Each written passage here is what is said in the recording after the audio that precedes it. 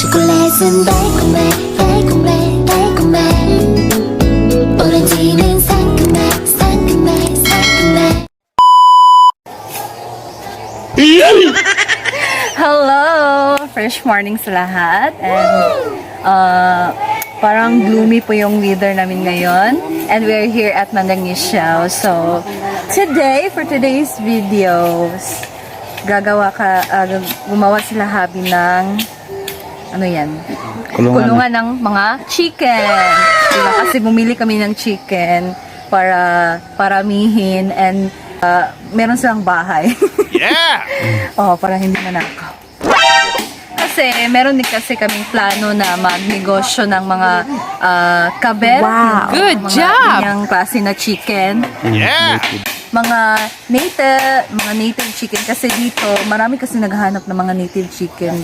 So, kasi yung kilo dito ng native chicken is 250. So, kung marami kaming native chicken.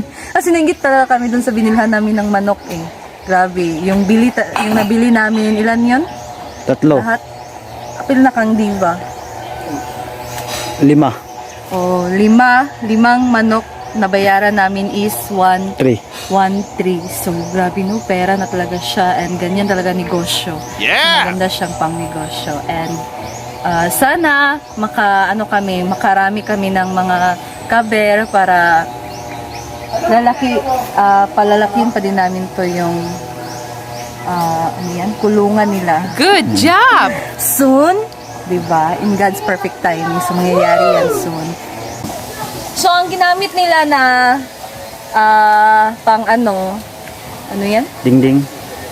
Pang wall is yung kawayan. Shout out Diva and Chris Aquino. Nako kami ng kawayan. Yan o. Ito namin. Yan. So, yan ay pag-aari ni Diva. Pag-aari ni Chris Aquino. So, kumuha lang kami dito, no? Kasi, dito naman ang isang, may-ari. Alam mo ni Mother Chris? Hindi ko alam kung alam ni Mother Ay, Chris. nakagapon, di ba? Sinabi I natin. don't think din, Diva, kung alam niya. Pero, okay lang naman yan sa kanila. Yeah! So, thank you so much for sharing your kawayan. So, yan. Ilalagay na ang kural. Tawangan na siya kural. Well, yun yung mga kawayan sa kahoy.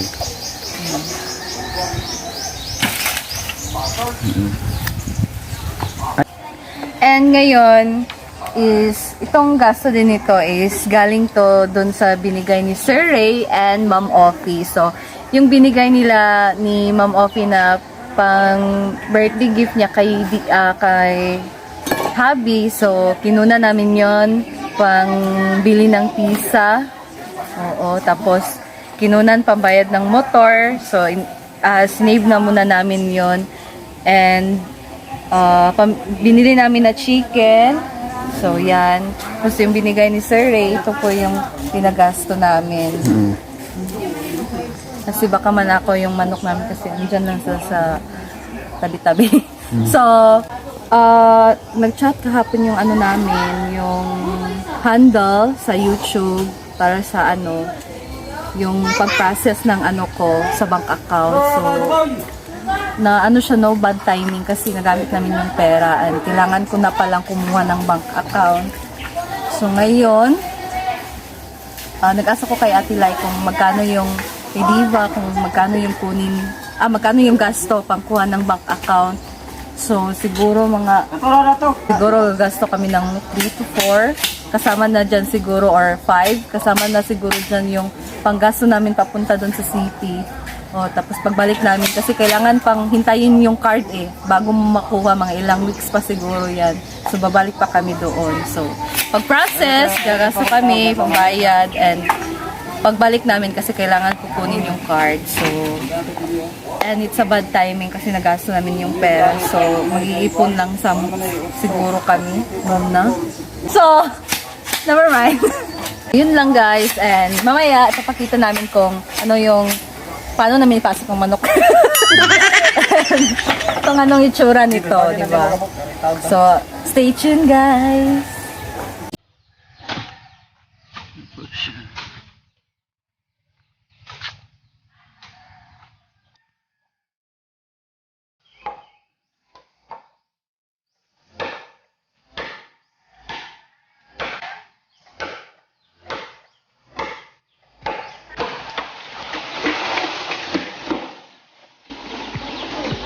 So, yan. Na-close na, no? Ang dala na. Oh, diha.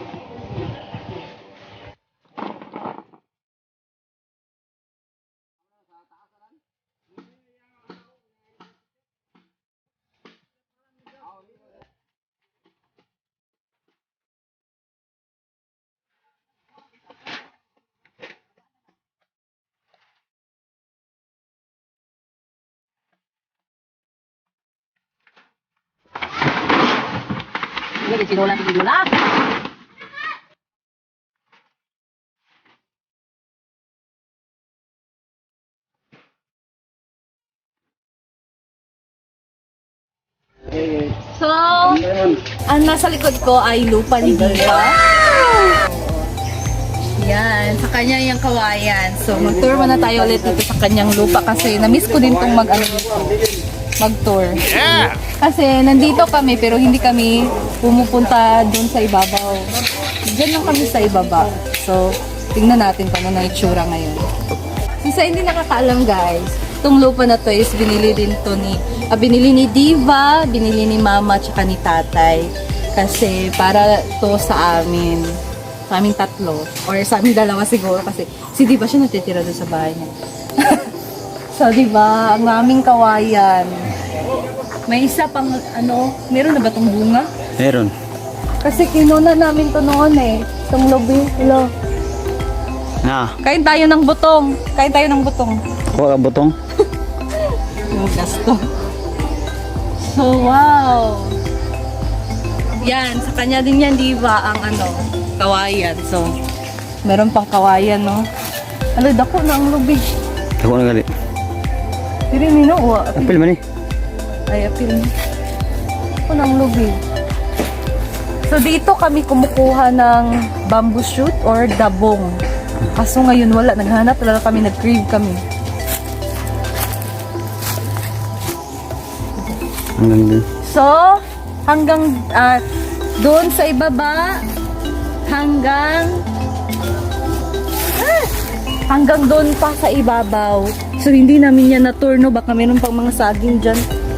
May saging dyan ba? Doon pa to sa ibabaw. Doon pa talaga. Malayo pa. Hanggang doon pa sa itaas. So, I think meron dong mga saging. Merong mga puno ng niyog. And sana ibenta din to. Dahil baka mabili namin soon. Hindi patag kasi. Kasi kasi maganda din. Kasi maganda din dito Meron kasi parang Malawak flat na na flat area. area. Diyan malagay tayo ng kubo dito. Ano dito. So, yan doon pa sa ibabaw. Meron dong mangga doon sa itaas. Maraming saging pero gusto na may bunga nila. Ayun eh. Na? Meron dong saging. Diya. Diri man. Yan doon pa sa itaas pa talaga. Yan. Yang may niyog na tanim, yan yung boundary ng lupa. So, merong balimbing. Hindi ko alam ano to sa English. Basta balimbing. Yan. Kawayan. Tapos, yan, na kawayan is, kasama din yan. Siguro half niyan ang masali sa lupa. O, diba? Bongga. Ay, sana all. O, diba? Pligi din sa ubos. Ang sanaya? Saging na? Napuday saging. Apil na dire? Ang saging. Wow. Wala man na lapusuan. Kumuha din kami noon dito. So, welcome sa lupa ni Diva. Nagplano si Diva na magtayo ng rest house dito. Yeah! So, sobrang ganda dito talaga mag-rest house kasi napaka-relaxing and malamig ang simoy ng hangin, super fresh. And I can't wait. Kasi Kasi uunahin pa ni Diva yung project niya sa bahay. Tapusin talaga yung bahay doon. And after doon, dito naman siya maggagawa ng ano. So, I'm so excited for that. And soon, in God's perfect timing, makapag-ano kami dito, di ba? Kasi marami din kaming plano dito eh. Magdagdag ng mga chicken. Ano pa yan? Maraming mga hayop ang gusto namin, tapos magtanim-tanim. Yan ang gusto namin. So, kasi maraming kawayan, tingnan nyo, maraming kawayan. Diyan pa. Actually, hindi pa namin to na dun talaga sa itaas, napuntahan kung anong meron doon, ano pang mga puno ang nandun, maraming pa bang saging, maraming pa bang niyog, or mga fruits and everything. So, I hope soon maano namin yan doon.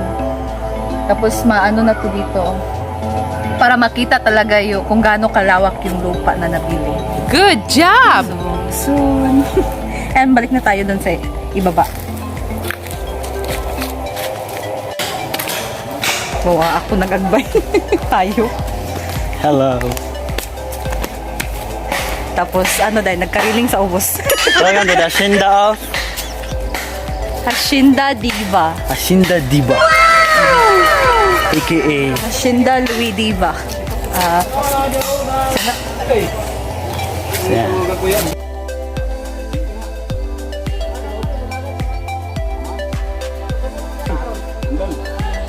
Why gitu alawan siya ang lingin. Sundang we. Pati din niyo, pati din niyo.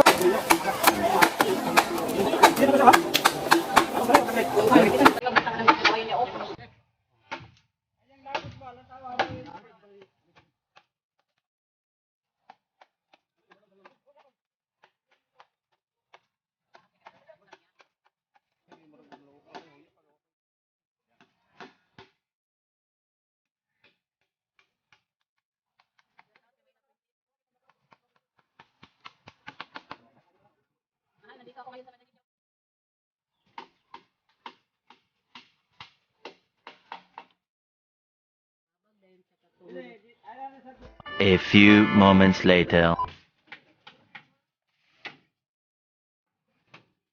So, ayan tapos na yung kulungan ng manok. So, tingnan nyo naman yung loob niya. Maluwag naman. And pwede nang ilagay yung mga chicken dyan. So, shout out sa ating mga workers. So, nagtrabaho nito. Thank you so much.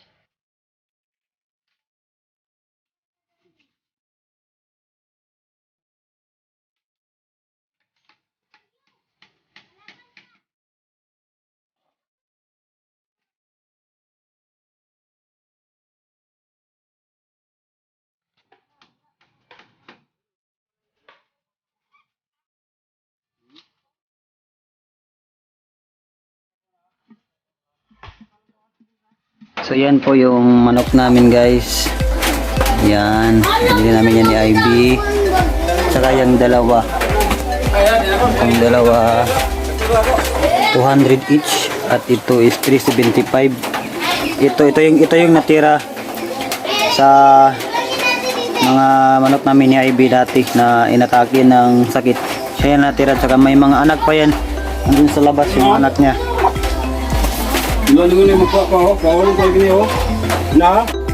So, we're here na at the house sa kina mama. So, tapos na din yung niya, pinagawang kulungan ng manok. So ayun guys, good thing kasi may na yung mga manok, may kulungan na. Meron kasing pusa doon na kumakain ng Kain ng anak ng sisiw. sisiw, diba? Oo, kasi meron kami mga sisiw eh. So, maganda din yun kasi Kaya nang pinagawa ng kulungan at saka may darating din na na doon ostrich din. Ay hindi. ostrich, pabo.